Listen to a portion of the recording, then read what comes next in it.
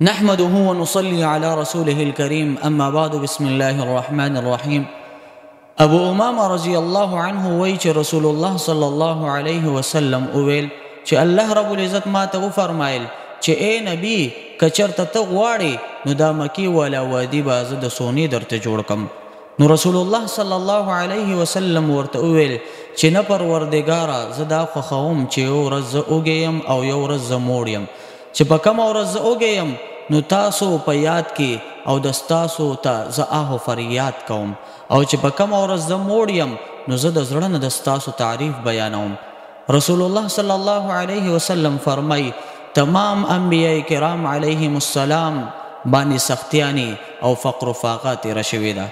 خو زه د الله رب العزت د طرف نه ورکړی شو کې دا ورکړی شوی چې فقر و فاقه ده، دا زه ډیر زیات خوښوم.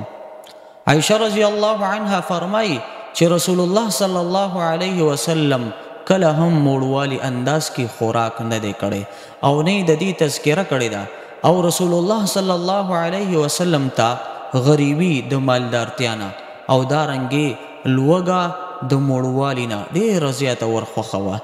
او کله کله به د شپې د لوږې د وجې نه داسې بې ارامه وه او د هغې بې اراموالي په بنا باندې بیا به هم دې د روژې نه بیا یې په کلاره نه کو، بیا به هم سبا روژه نیولله.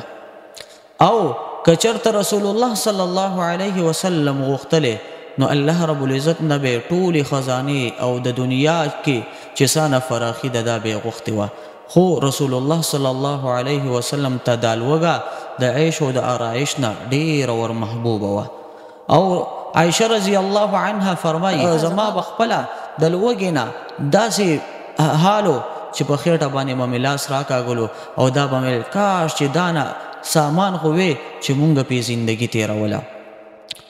نو ویل رسول الله صلی الله علیه وسلم راته وفرمایل چې مونږ د دنیا سره څه غرض دی، زما نه مخکې انبیاء کرام علیهم السلام راغلي دي، هغې تکلیفونه برداشت کړي دي او صبر یې کړی دی او په داسې حالت کې الله رب العزت سره ملاو شوي دي، نو الله رب العزت هغې ته بلند مقامات ورکړي دي او زه یریږم که چېرته زه په دنیا کې فراخي وغواړم نو الله رب العزت د سیډ نه چې په آخرت کې به ما ته بلند مقامات او لوی لوی انعامات په ما باندې کېږي، هسې نه چې په هغې کې کمې راشي. نو عائشہ رضی الله عنها فرمایي چې کله